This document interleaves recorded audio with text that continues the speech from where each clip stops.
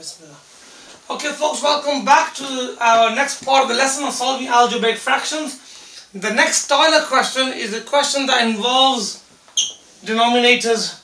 Okay, so we got, for example, this item here plus equals this. So we got a fraction, add another item equals another fraction. So it's not what we had before. What we had before was a more simple situation. For example, by this plus x being here, it completely changes the situation. What we just done in the previous videos of cross multiplying and doing this and that, you can't do that in this particular question. You can't do that because we now have a sum. It's not just a fraction equals another fraction and we can just start reversing things. So by that plus x being here, it changes the whole dynamics of the question. So what we need to do first of all, we need to eliminate the denominators. Okay, so we need to eliminate the denominators. Now, we have a 2 and a 4. 2 and a 4. What is the lowest common multiple of 2 and 4? 2. The lowest common multiple of 2 and 4 is 4. Okay? So, what we're going to do, we're going to eliminate the denominators by multiplying everything by the LCM. That will remove all the denominators and turn into like just a linear equation on the top. So let's try that now. So times this equation by 4, times this part by 4, and times that by 4. Okay, I hope you can see that clearly. Can you see that clearly? Yeah. In green. Now, the whole purpose of putting the 4 there was to get rid of the bottom numbers. Now let's try that now. So we have a 4 times by this part divided by 2. So can we cancel these with other? Yeah? So divide that by 2. Divide that by 2. So the denominator is gone, it's been divided and become 1. Okay? X times by 4, at the moment that's not denominator, so leave that as is for the moment. Let's look at this one here. Opposite of divide, so we've got these two, we times them by 4, dividing by 4, so they will also cancel each other out, it's opposite actions. Now, let's rewrite the equation now. So we have over here 2 lots of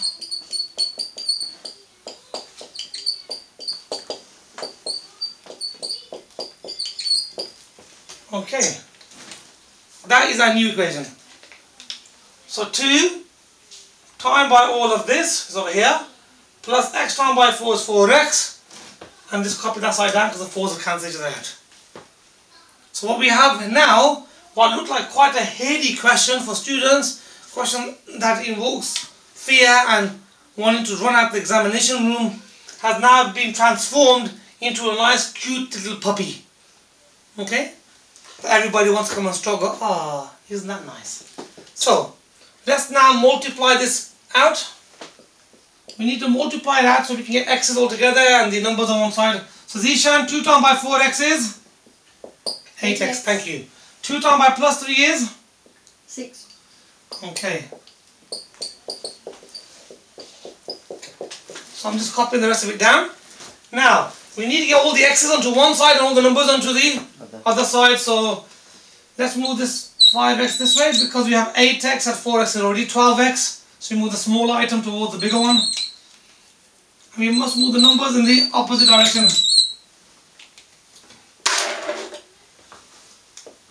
So now we have the situation here. We have 8x plus 4x. Now Zishan, is this plus 5x or minus 5x? And how do you know this item here? What is it? Is it positive 5x or a minus 5x? Positive. Positive. Why is it positive? Because there's no sign in front of the left hand side. So it was a plus, now it becomes a minus. Minus. Okay, this is plus 6, which is quite obvious. Plus 6 goes the other side, becomes a minus. Minus 6. And the 41 just copy down. So 8x add 4x will give us 12x minus 5x will give us 7x. 41 minus 6 will give us 35. Now let's just stop there for a moment and pause for a second. So that all the x's Zishan have simplified down to 7x. and all the numbers are simplified down to 35. What we have now is a very simple linear equation. 7x is equal to 35. And now we do the opposite time by 7 is divide by 7. So the final answer will give us x equals 5. x equals 5. So that might look like quite a bit of a hairy, long question, but it involves a very simple idea.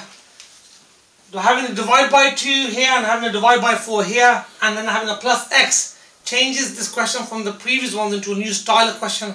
We cannot start cross multiplying because we've got to have sum on the side. We have this item plus the item, so new rules apply.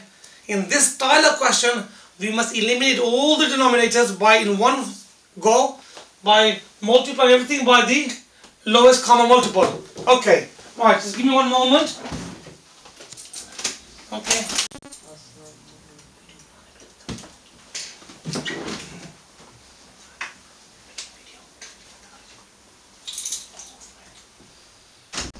Okay, right. So I'll go through this question once more. So we had 4x plus 3 divided by 2 plus the x equals 5x plus 41 over 4. The plus x here changes the dimensions of the question. Why? Because we have a sum now. It's not just a fraction equals another fraction. It's a fraction plus an item gives you that. So what do we look at? We looked at the divide by 2 and the divide by 4.